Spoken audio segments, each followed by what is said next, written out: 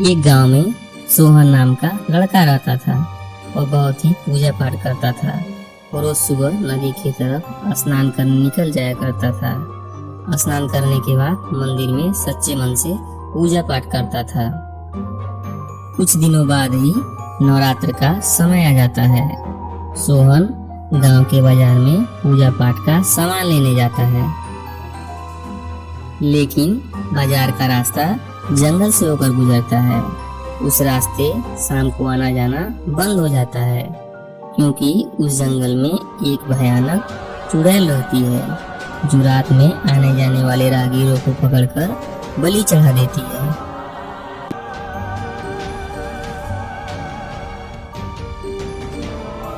ये चुड़ैलों की देवी, मैंने आपको 7 इंसानों की बलि दे चुकी हूँ। अब बस 2 इंसानों की बलि बाकी है। उसके बाद मैं इस पृथ्वी की सबसे ज्यादा शक्तिशाली चुड़ैल हो जाऊंगी।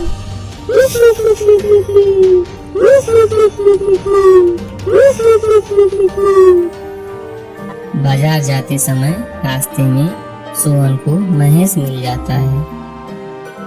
अरे सोहन भाई, कहाँ जा रहे हो? हाँ महेश भाई, नवरात्र का समय है, फल लेने जा रहा हूँ।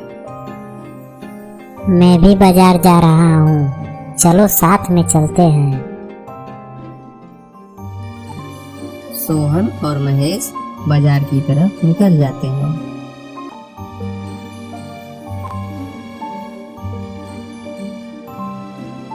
चलो जल्दी से सामान ले लेते हैं, नहीं तो रात हो जाएगी।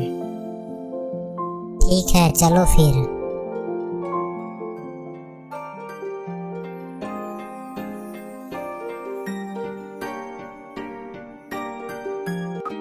सोहन और महेश अपना अपना सामान लेकर वापस घर की तरफ निकलते हैं। भाई जल्दी चलो, अंधेरा हो गया है, नहीं तो चुड़ैल हमारा बलि चढ़ा देगी। महेश भाई, तुम चिंता मत करो, दुर्गा माँ हमारे साथ हैं, हम लोगों को कुछ नहीं होगा। जैसे ही दोनों आगे बढ़ते हैं तो एक बुढ़िया सामने आ जाती है। बेटा, कई दिनों से कुछ खाई नहीं हूँ, कुछ खाने को दे दो, दुर्गा माँ तुम्हारा भला करेगी। नहीं नहीं, मैं नहीं दूंगा, पूजा का फल जूठा हो जाएगा। अरे क्या कह रहे हो भाई, वो भूख से मर जाएगी, चलो इसे खाने को कुछ दे देते हैं। ठीक है, मैं नहीं दूंगा, तुम ही अपना फल दे दो। सोहन अपने पूजा का सारा फल बुढ़िया को दे देता है। फल खाने के बाद बुढ़िया का पेट भर जाता है और सोहन से बोलती है, माँ दुर्गा सच्चे दिल वाले इंसान की जरूर सुनती है। बेटा, तुम बहुत नेक दिल इंसान लगते हो, तुम्हें आशीर्वाद देती हूँ। जब कभी संकट में पड़ना तो सच्चे मन से दुर्गा माँ को याद करना। दोनों अपने घर की तरफ आगे बढ़ते हैं। तभी महेश पीछे देखता है तो बुढ़िया गायब हो जाती है। तो महेश बोलता है, अरे सोहन भाई, बुढ़िया कहाँ चली गई? दिखाई नहीं दे रही है। वो अपने घर चली गई होगी, चलो हम भी चलते हैं। दोनों अपने अपने घर पहुंच जाते हैं। सोहन सुबह सुबह उठकर नहा धोकर पूजा पाठ में लग जाता है।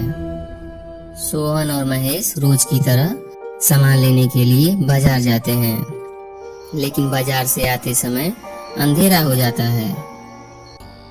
मुझे डर लग रहा है, चुड़ैल कहीं हमें पकड़ न ले।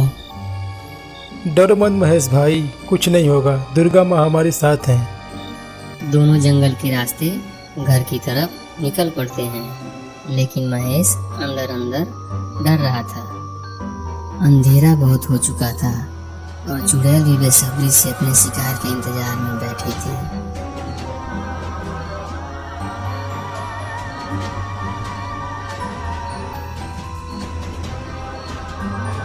जैसे ही दोनों जंगल के बीच में पहुंचते हैं तो चुड़ैल उनके सामने कूद पड़ती है और दोनों डर से कांपने लगते हैं।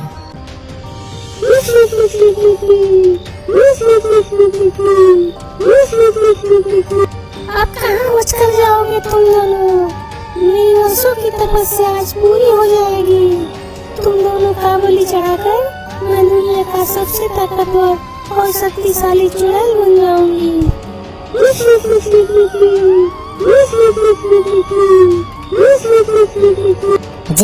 जाने दो हमें, हमने तुम्हारा क्या बिगाड़ा है।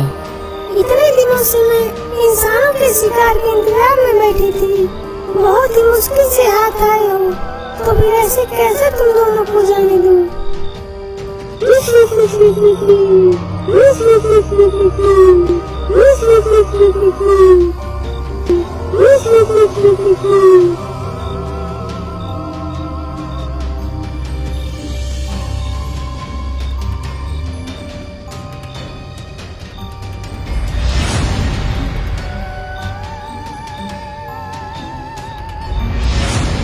ये चुड़ैलों की महादेवी, बलि को स्वीकार करिए।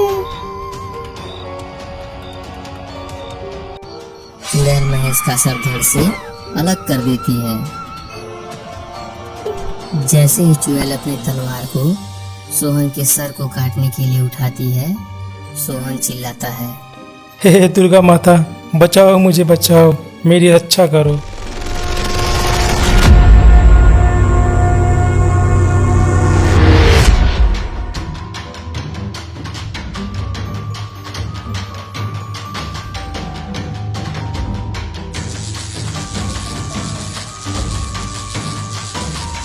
कौन हो जो मेरी वर्षों की तपस्या को पूरा होने से रोक रही हो?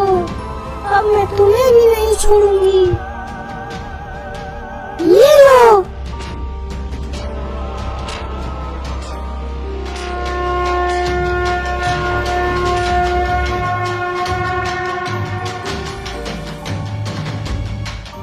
अरे ये कैसे?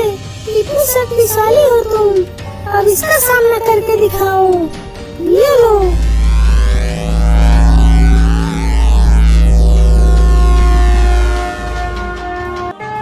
दुर्गा माँ अपने त्रिशूल से चुड़ैल का सिर काट देती हैं।